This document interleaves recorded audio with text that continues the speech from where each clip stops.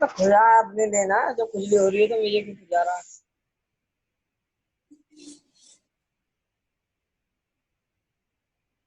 हाँ, नहीं कौन।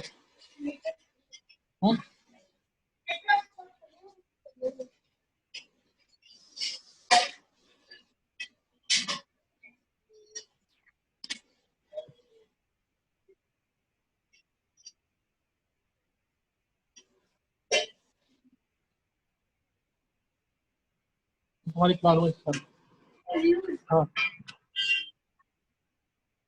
इकरा माइक बंद कर ले अपना।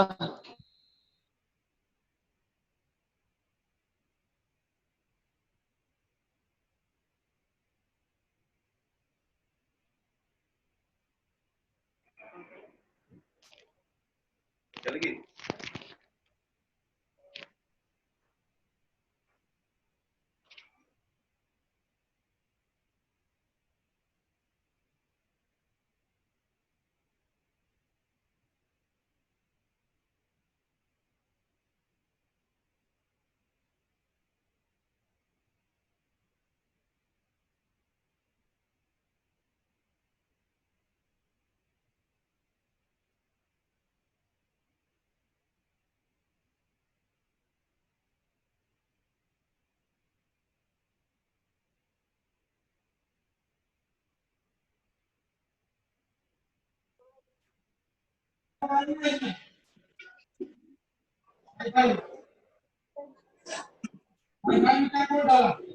दूध नहीं डालना पड़ा तो है।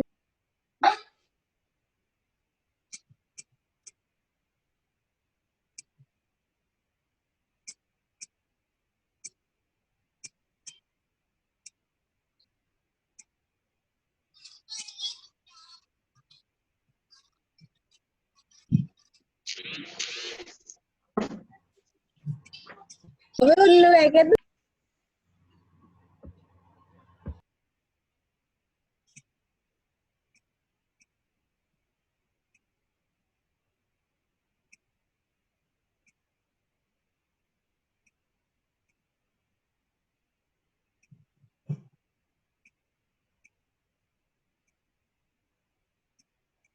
नहीं बताओ तो कितनी बार बताओ।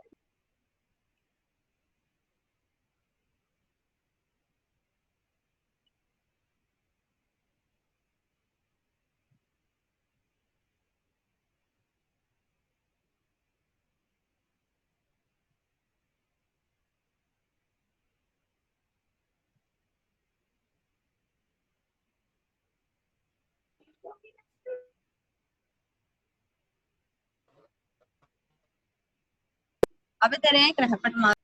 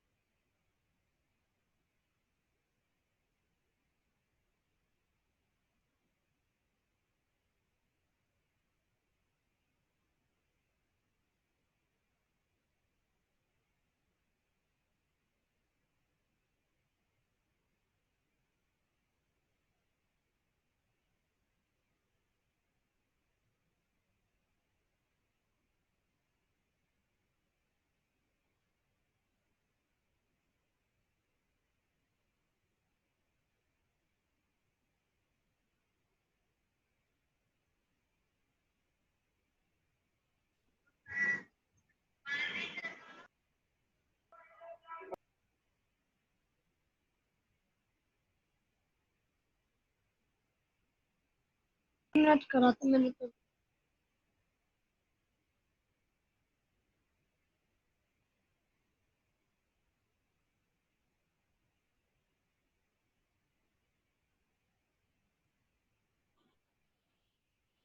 ये मैक के नाम से किसकी आईडी है? MAK। MAK, ये मैक कौन है ये?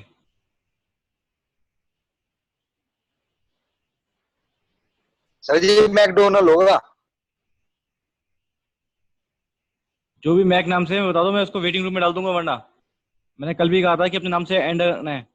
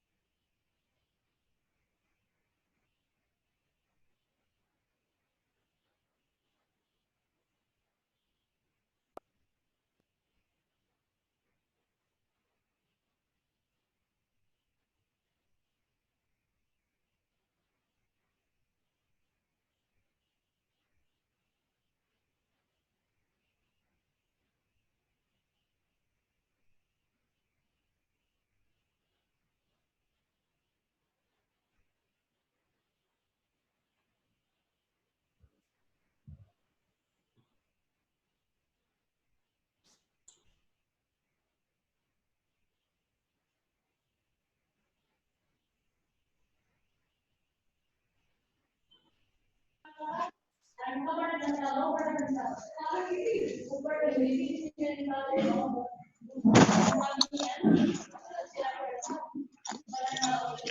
आप बोल नहीं रहे, ये मेरा नेट चल रहा है। मैं अभी बोल नहीं रहा।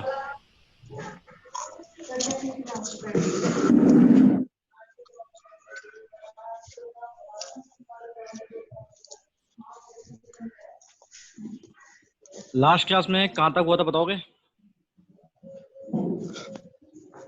ये भाई मैक बंदे ने अपना नाम चेंज सर नहीं करा। 2.3 का क्वेश्चन 3 तक। 2.3 question number 3, okay.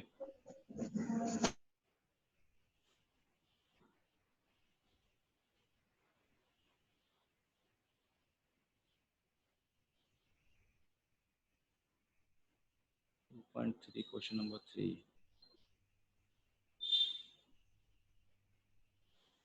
Question number 3 हो गया था, ओके।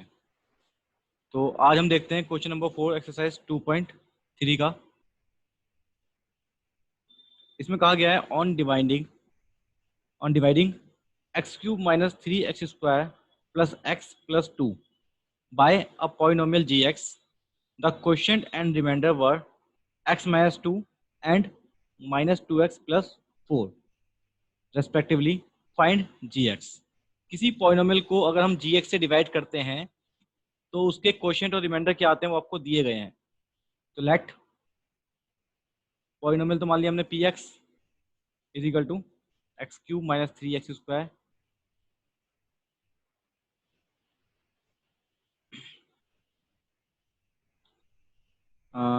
प्लस एक्स प्लस 2, और यहाँ पर आपको क्वेश्चन दिया गया है। क्वेश्चन को मान लेते हैं हम क्यू एक्स, क्वेश्चन दिया गया है एक्स माइनस 2, और रिमाइंडर यानी कि आर एक्स मान लेते हैं इसको हम, ये दिया गया है माइनस 2x प्लस 4। अब कहा गया है कि अगर पी एक्स को डिवाइड किया गया है जी एक्स से, वो जी एक्स हमको निकालना है, ये हमको फाइंड आउट करना है।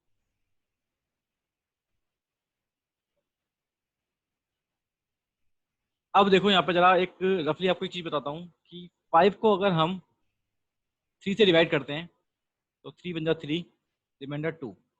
तो यहाँ जिस नंबर को डिवाइड किया गया 5, वो इज इक्वल टू क्या आता है, जिससे डिवाइड किया इनटू जो क्वोशिएंट आया प्लस रिमाइंडर यानी कि 2। ये हमने यूक्लिड डिवीजन लेमा में पढ़ा था, और वैसे भी आप छोटी क्लास में आप करते आ रहे हैं कि जब डिवीजन करते हैं तो उसकी वेरिफिकेशन इस तरह से की जाती है।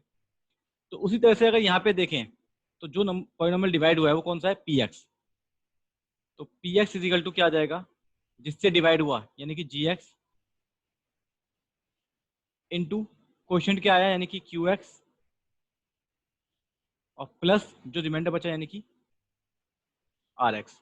ये फॉर्मूला हम एक्चुअली बचपन से ही पढ़ते आ रहे हैं, ठीक है, बट इसको आज अप्लाई करेंगे हम इसके अंदर, पॉलिनोमियल के अंदर भी। तो इस फॉर्मूले से हम निकालेंगे कि जी एक्स कितना आएगा। अभी कैसे निकलेगा देखो, पी एक्स की वैल्यू है x cube minus 3x square plus x plus 2 is equal to g x हमको नहीं पता, इंटू क्यू एक्स की वैल्यू है x minus 2 plus r x की वैल्यू है माइनस 2x प्लस 4। अब ये जो वैल्यू है इसको इधर लेके आएंगे तो ये हो जाएगा x cube minus 3x square plus x plus 2, minus का 2x यहाँ पर आकर जाएगा, प्लस का 2x प्लस का 4 यहाँ हो जाएगा, माइनस का 4 is equal to g x into q x यानी कि एक्स माइनस 2। अब इसको अगर सॉल्व करें तो ये बन जाएगा हमारा x cube minus 3x square plus x और प्लस 2x प्लस का 3x माइनस 4 और प्लस 2 माइनस का 2 is equal to g x into x minus 2। अब ये एक्स माइनस 2 यहाँ मल्टीप्लाई में है तो यहाँ पे आकर डिवाइड में आ जाएगा, तो x cube minus 3x square plus 3x minus 2 upon x minus 2 is equal to g x. तो यानी कि एक्स माइनस 2 से इसको डिवाइड कर दें तो जो आंसर आएगा वो क्या आएगा हमारा, जी एक्स। अब इसको डिवाइड करते हैं,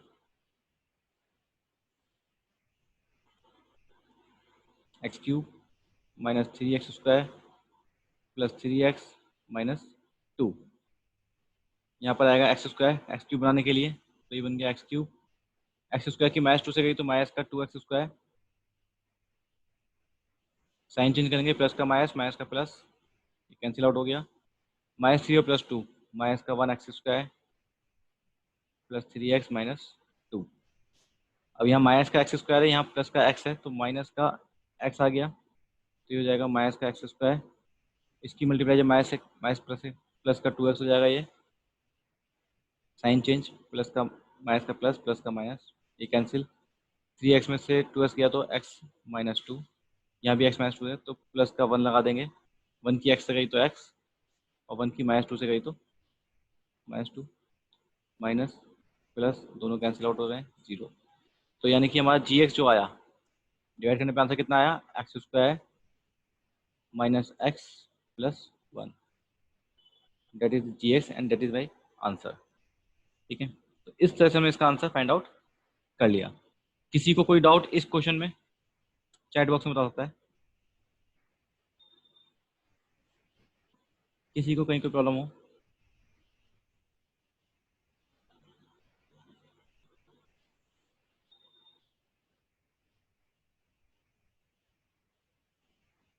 नो नो नो, कोई यस वाला है?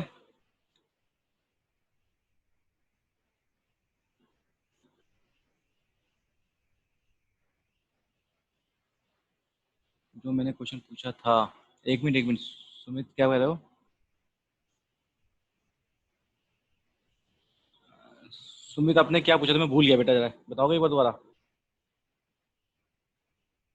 बता दूंगा भी, कोई दिक्कत नहीं है, लेकिन मुझे क्वेश्चन में याद दिला दो, क्या पूछा था, मैं भूल गया एकदम, याद नहीं है।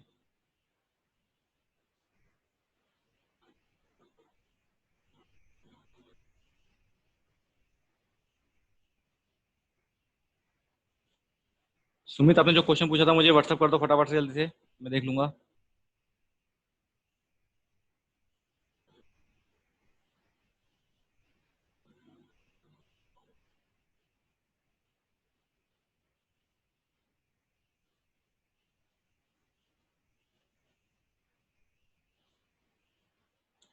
सुमित सुन रहे हो बेटा?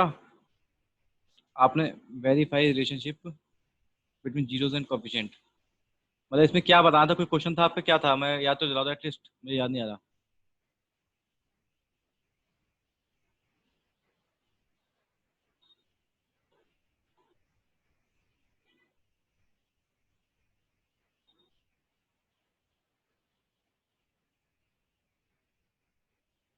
अच्छा, इक्वल में रख के कर सकते हैं। जब जीएस की कोई वैल्यू दी ही नहीं है तो उसमें उससे पहले क्यों रखा? क्या जब हमें जीएस की वैल्यू नहीं दी है तो उससे पहले क्यों रखा? एक मिनट में माइक ऑन कर रहा हूँ, मुझे जरा बोल के बताओ। अपने आप को अनम्यूट करो और मुझे बताओ कौन बोल रहा है। ईशान? Hello sir. हाँ जो बोलो। जीएक्स की वैल्यू है वो हमने रखी क्यों है इसमें? हमने रखी कहाँ जीएस की वैल्यू बेटा? सर ये जीएक्स की जीएक्स की जब वैल्यू कहाँ दी रखी? नहीं है तो हमने लगाई क्या? जीएक्स की वैल्यू दी कहाँ है हमको, हमने कब लगाई है यहाँ पे देखो। हाँ सर, ये दी नहीं है तो इसमें लगाई क्यों है ये? अरे कहाँ पे लगाई है वही तो पूछ रहा हूँ बेटा, मैं तो जीएक्स को जीएक्स ही लिखा है देखो हर जगह। हाँ, वही जीएक्स रखा क्यों है? मैं वही तो ये आपको जो मैंने समझाया था, 2 से अगर हम 5 को डिवाइड करते हैं तो 2 टू या 5, 2 टू या 4 और 1 रिमाइंडर आया, तो ये जो दो नंबर डिवाइड हुआ वो इसकी और इसकी मल्टीप्लाई करके प्लस रिमाइंडर जोड़ के आता है। बताया था ये चीज, यस सर। वेरिफिकेशन करते हैं तो यस ऐसे ही सर। इसने कहा है कि अगर जीएक्स से इसको डिवाइड कर रहे हैं तो क्यूएक्स क्वेश्चन ये आ रहा है, रिमाइंडर ये आ रहा है, तो इसका मतलब क्या हो गया, पीएक्स जो होगा वो g x into q x plus remainder के इक्वल आएगा, नहीं आएगा? ये पीएक्स हो यस गया सर, हमारा, समझ आ गया। इसलिए हमने जीएक्स यस सर। ये फॉर्मूला लगाया। इसको बोलते हैं डिवीजन एल्गोरिदम, इनटू सी वाला। Yes sir. इसको बोलते हैं डिवीजन एल्गोरिदम। और सुमित आप जो बोल रहे हो वेरिफिकेशन वाली बात, ठीक है, कि वेरिफिकेशन हम दोनों को इक्वल रख के कर सकते हैं या नहीं कर सकते। ये क्वेश्चन एक मुझसे कामिका बच्ची ने भी पूछा था, कि शायद कामिका ने पूछा था मुझसे, शायद पता नहीं किसी और बच्चे ने पूछा था, याद नहीं आ रहा मुझे। कामिका आपने पूछा था मुझसे बेटा, माइक में बताना जरा। कामिका हो क्लास में आज? सर कौन सा क्वेश्चन? कि वेरिफिकेशन जो है वो इक्वल में रख के कर लेते हैं। फॉर एग्जाम्पल मैं अभी आपको दिखाता हूँ। किसी बच्चे ने मुझसे पूछा था कि एनसीईआरटी में एग्जाम्पल दिया हुआ है, वो सुमित आपने पूछा था या कामिका ने पूछा था, याद नहीं आ रहा मुझे। एग्जाम्पल नंबर 2 है जैसे एनसीईआरटी का, इसमें कहा गया था कि find the zeros of polynomial x square plus 7x plus 10। ठीक है, तो इसके जो फैक्टर करेंगे मैं डायरेक्टली लिख रहा हूँ, x+2 और x+5 आएंगे फैक्टर्स। ठीक है, तो एक तो आ जाएगा x इजिकल टू माइनस का 2 और एक आ जाएगा x इजिकल टू माइनस का 5। तो ये हो गया हमारा अल्फा, ये हो गया बीटा। अब मुझे एक बच्चे ने पूछा कि क्या हम alpha plus beta is equal to minus b upon लेंगे, फिर अल्फा प्लस बीटा यानी कि -2 -5 और इधर बीटा इजिकल टू माइनस का 7 अपॉन 1 माइनस का 7 इजिकल टू -7। इस तरह से कह दो कि इस तरह से कर सकते हैं या नहीं कर सकते, यही पूछो सुमित। सर मैंने नहीं पूछा था। आपने नहीं पूछा था सुमित, आपने पूछा था बेटा ये वाला क्वेश्चन, फिर यही पूछा था आपने। तो बेटा ये तरीका गलत है। देखो अगर आप एनसीईआरटी को भी फॉलो करते हो तो आप देखो कि एनसीईआरटी में क्या कहा गया, उसने कहा है sum of the zero. Sum of the zero का मतलब alpha plus beta is equal to -2 -5 equal to -7 आ गया। अब उसने उसके आगे जो लिखा है ना वो चीज, उसने कहा है कि ये किसके इक्वल आ रही है, -b/a के इक्वल आ रही है। ठीक है, तो उसने शुरू से लेके नहीं चला, वो इस तरह से नहीं लेके नहीं चला कि दोनों इक्वल है। उसने इसको सॉल्व किया और सॉल्व करने के बाद उसने इसको -7 को लिख दिया कि -7 -b/a के इक्वल भी है, इसलिए वो इक्वल आता है।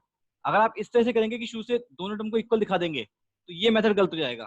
ठीक है बेटा, तो आपको ये देखना है, जैसे फॉर एग्जांपल मैं बोलता हूँ कि अगर आपको प्रूफ करना है a इजिकल टू बी, तो आप a और b को साथ में लेकर नहीं कर सकते ना इक्वल। यहाँ पे इसने क्या करा, अल्फा प्लस बीटा की वैल्यू निकाली जो -7 आई, फिर उसने आगे लिख दिया कि -7 जो है वो -b/a के इक्वल भी है, तो इसलिए वेरीफाई हो गया। तो इसका मतलब ये नहीं कि वो शुरू से इन दोनों टर्म्स को लेकर चला इक्वल। ठीक है बेटा, समझो मेरी बात को सुमित।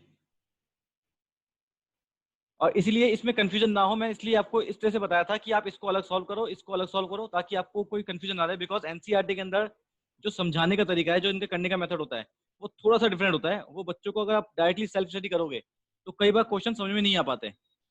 ठीक है, अब जैसे मैंने आपको एक फॉर्मूला बताया था x square minus s x plus p is equal to 0 और बाहर लगा हुआ था के, याद है, इक्वेशन बनाने के लिए फॉर्मूला बताया था। अब ये फॉर्मूला अगर वैसे देखें तो पूरी एनसीईआरटी में डायरेक्टली फॉर्मूला नहीं दे रखा। एनसीईआरटी में ये फॉर्मूला कैसे दे रखा है, देखो पेज नंबर 29 के ऊपर, पेज नंबर 29 में उन्होंने दिया है कि के एक्स स्क्वायर माइनस के अल्फा प्लस बीटा एक्स और प्लस के अल्फा बीटा। तो उन्होंने इस तरह से बनाया फॉर्मूला। अब मैंने क्या करा, इसमें तीनों में से के बाहर निकाल दिया कॉमन लेके, और ये x square minus alpha plus beta का मतलब क्या हो गया, सम, प्लस अल्फा बीटा का मतलब क्या हो गया, प्रोडक्ट। तो मैंने ये फॉर्मूला इस तरह से बनाया। तो ये मेथड जो था ये थोड़ा इजी मेथड हो जाता है एनसीईआरटी से ही, बट एनसीईआरटी में अगर आप देखेंगे तो वो आपको थोड़ा समझने में मुश्किल होती है, और इस तरह से अगर फॉर्मूला याद रखोगे तो थोड़ा सा मुश्किल होता है। बट ये x square minus s x plus P बहुत इजीली लर्न हो जाता है। तो कोशिश मैं यही करता हूँ कि आपको जितना सिंपल वे में समझा सकूँ उतना सिंपल वे में समझाऊँ, कॉम्प्लिकेटेड ना बनाऊँ क्वेश्चन को। ठीक है,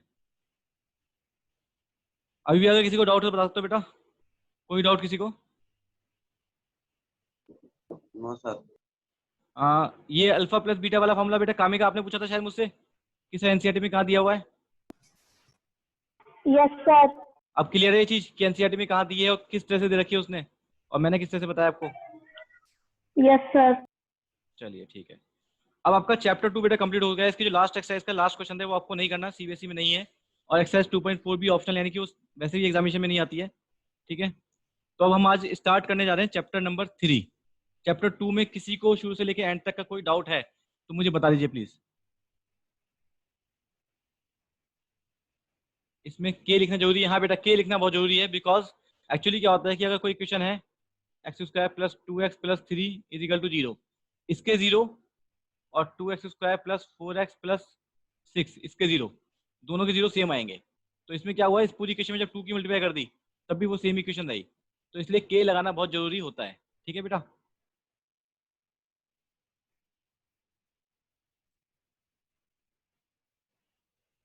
अब चैप्टर 3 स्टार्ट करें आज हम, अगर सभी को समझ में आ गया है तो? Yes sir. चलो ठीक है, अभी मैं किसी के माइक म्यूट नहीं कर रहा, तो प्लीज कानों पे बोलना मत, मेरे हेडफोन में बहुत तेज आवाज आती है, वरना ऐसा लगता है खिचड़ी पक गई। आज चैप्टर 3 का इंट्रोडक्शन देखते हैं।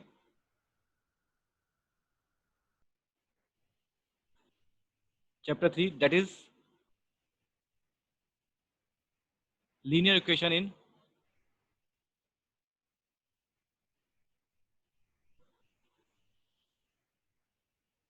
Two variable. सर एक बार फिर से समझा दीजिए बेटा, क्या समझाना था राधिका आपको दोबारा से?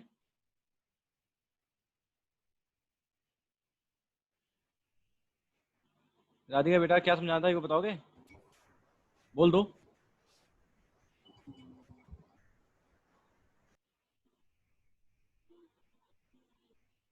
के की वैल्यू, अच्छा एक मिनट जरा रुक जाओ, पहले राधिका को एक क्वेश्चन बता दें हम। देखो राधिका, अगर आप इस एक्स स्क्वायर माइनस 2x और प्लस 1 इसके जीरो निकालें तो देखो इसके फैक्टर्स जो आएंगे वो आएंगे आपके, मैं डायरेक्ट लिख रहा हूँ, एक्स माइनस 1, ठीक है बेटा। तो ये हो गया आपका एक्स इजिकल टू 1 और एक्स इजिकल टू 1। इसके अंदर दोनों जीरो कितना है इसके, 1 1। अब अगर मैं दूसरी क्वेश्चन दे रहा हूँ एक,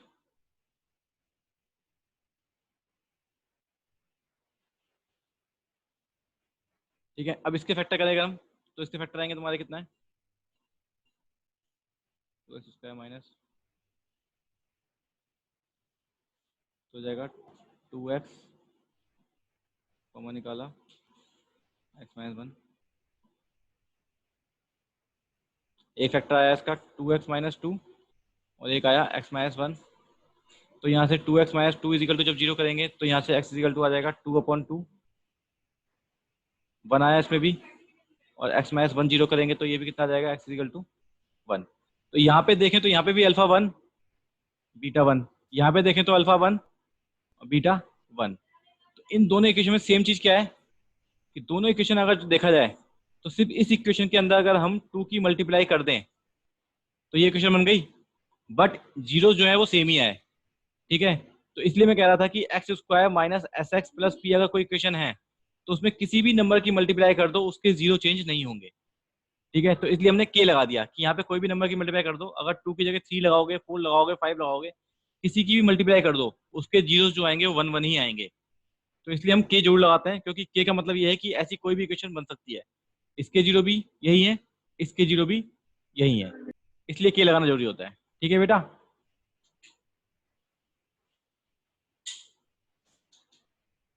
राधिका जी समझ में आया आपको?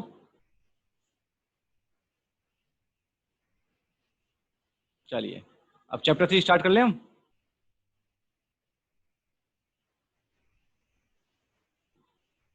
चैप्टर 3 है हमारा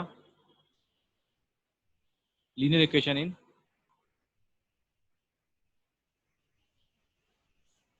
two variable. First of all मैं आपको बताता हूँ कि यहाँ पे लीनियर इक्वेशन क्या होती है। लीनियर इक्वेशन क्या होती है, जिसकी डिग्री 1 हो, डिग्री का मतलब हाईएस्ट पावर, वेरिएबल की हाईएस्ट पावर 1 हो तो क्या है, लीनियर इक्वेशन। और टू वेरिएबल का मतलब टू अननोन टर्म्स, जैसे कि एक्स हो, वाई हो, ए बी हो, पी क्यू हो, ठीक है, कोई भी दो टर्म्स हो, दो अननोन टर्म्स हो तो वो टू वेरिएबल में काउंट की जाती है। डिग्री 1 का एग्जांपल जैसा कि x प्लस वाई, एक्स की पावर 1 वाई की पावर 1 इजिकल टू 2, तो एक लीनियर इक्वेशन है। 2x plus 3y is equal to 4, ये एक लीनियर इक्वेशन है, ठीक है। तो पावर जो है मैक्सिमम 1 होनी चाहिए और दो अननोन टर्म हो, जैसे यहाँ पे x और y है, अगर मैं बोलता हूँ p plus q is equal to 12 तो ये भी लीनियर इक्वेशन है, p और q वेरिएबल है। a plus 5b is equal to 6, ये भी लीनियर इक्वेशन है। तो ये सारी लीनियर इक्वेशन हमारी कहलाती हैं बिकॉज इसमें डिग्री यानी कि इसकी पावर जो है वेरिएबल की वो 1 है और इसके अंदर दो वेरिएबल्स हैं, दो अननोन टर्म्स हैं, तो ये linear equation in two variable कहलाती है। अब बात आती है कि लीनियर इक्वेशन को सॉल्व करने के मेथड क्या होते हैं।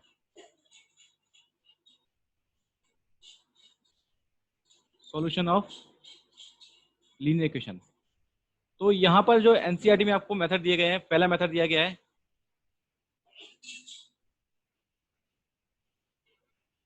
Graphical method. ये आप लोगों ने 9th में ही पढ़ा था, ग्राफ बनाना सीखे थे आपने, याद है? एक एक ग्राफ है, ये लाइन कटी, जहां पे पॉइंट पे काटा उसका एक्स और उसका वाई हमारा आंसर हो जाता था। एक मेथड सेकंड जो है वो है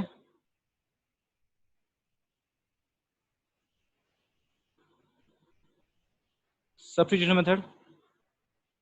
थर्ड मेथड है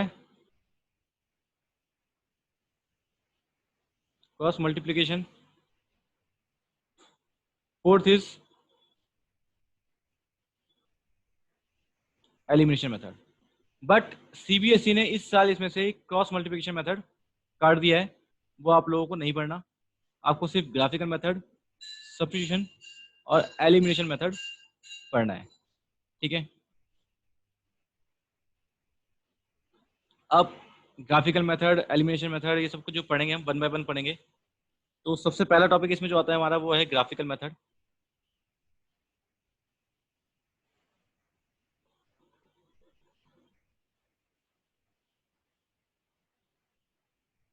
ग्राफिकल मेथड में देखो क्या होता है बेटा कि आपको ग्राफ बनाने होते हैं।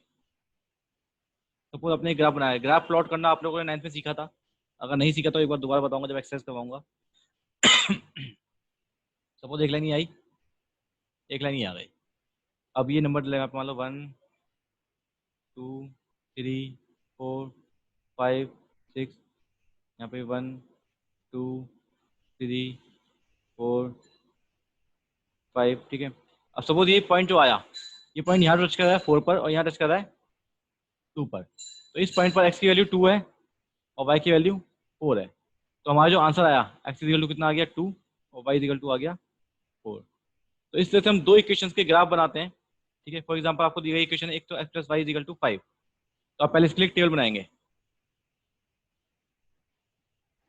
9th क्लास में आप लोग सीख चुके हैं, वैसे ही चाहिए। पहले x की वैल्यू 0 पुट करी, तो 0 पुट करने पर y कितना आ गया 5। मान लो y की वैल्यू पुट 0 कर ली, तो y 0 करने पर x प्लस 0 इक्वल टू 5, तो x इक्वल टू कितना आ गया 5, y के 0 पर x 5 आ गया।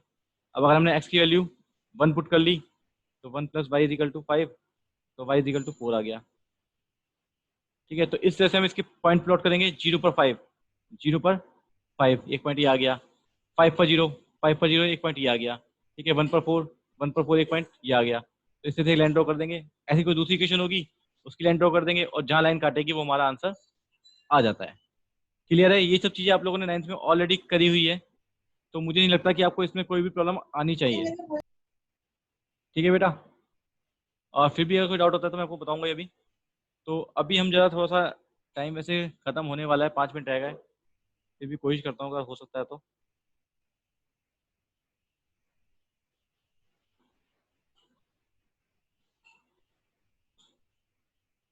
एक्सरसाइज 3.1 का क्वेश्चन नंबर 1 कोशिश करता हूँ कि क्वेश्चन हो जाए आज, ठीक है।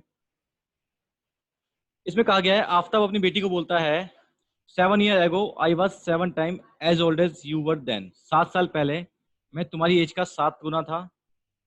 And I shall be 3 times as old as you will be after 3 years. 3 साल बाद मैं तुम्हारी उम्र का 3 गुना होऊंगा। इस सिचुएशन को एल्जेब्रिकली और ग्राफिकली शो करो। आफ्ताब ने कहा कि 7 साल पहले वो 7 गुना था, तो ऐसे क्वेश्चन में हमेशा एज वाले क्वेश्चन में प्रेजेंट एज मान लेते हैं। Let present age of Aftab x year, present age of daughter मान लो वाई ईयर, एक्स और वाई आ गई। अब इसने बोला है कि 7 साल पहले, 7 साल पहले आफ्ताब की एज जो होगी वो कितनी होगी, इससे 7 कम एक्स माइनस 7, और डॉटर की कितनी होगी 7 कम वाई माइनस 7। बट इसने बोला है कि आफ्ताब जो है वो अपनी डॉटर की एज का 7 टाइम था, तो आफ्ताब जो था वो 7 टाइम था डॉटर की एज का। तो यहाँ पे हो जाएगा x minus 7 is equal to 7y minus 49। तो x minus 7y is equal to minus 49 plus 7, x minus 7y is equal to minus का 42। ये हमारी फर्स्ट इक्वेशन बन गई, ठीक है बेटा। इसी तरह से सेकंड पार्ट में कहा उसने 3 साल बाद, 3 ईयर लेटर, 3 साल बाद आफ्ताब की एज कितनी हो जाएगी x प्लस 3 ईयर, और डॉटर की हो जाएगी y प्लस 3 ईयर। अब उसने कहा कि आफ्ताब जो है वो 3 टाइम्स था डॉटर का 3 साल बाद, तो हो जाएगा x plus 3 is equal to 3y plus 9। तो x minus 3y is equal to 9 minus 3, तो x minus 3y is equal to 6, second equation. अब इन दोनों इक्वेशन के ग्राफ बनाओगे आप, ठीक है। जहाँ भी ग्राफ काटेगा वो हमारा आंसर आएगा। ग्राफ्स आपके ऊपर छोड़ा मैंने बनाने के लिए, ग्राफ आपको खुद बनाना है, ठीक है, उसमें कोई प्रॉब्लम नहीं होनी चाहिए, कर सकते हो।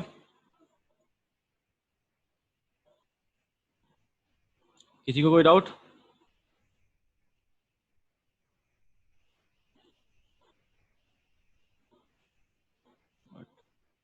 सर एक ही ग्राफ पे दोनों इक्वेशन के ग्राफ हाँ जी, हाँ बनाने, जी, एक ही ग्राफ एक पे ही दोनों ग्राफ पर इक्वेशन। एक ही ग्राफ पर दोनों लाइन बनेगी, जहाँ लाइन काटेंगी वही हमारा आंसर होगा, ठीक है ना। सपोज आपने ग्राफ बना दिया एक, ठीक है, और उस पर दो लाइन आई, एक लाइन ये आ गई और एक लाइन ये आ गई, ठीक है। तो जहाँ पे जिस पॉइंट पे काटा लाइन ने वही हमारा आंसर होगा, उस पॉइंट पर एक्स और वाई की वैल्यू हमारी आंसर है, ठीक है बेटा।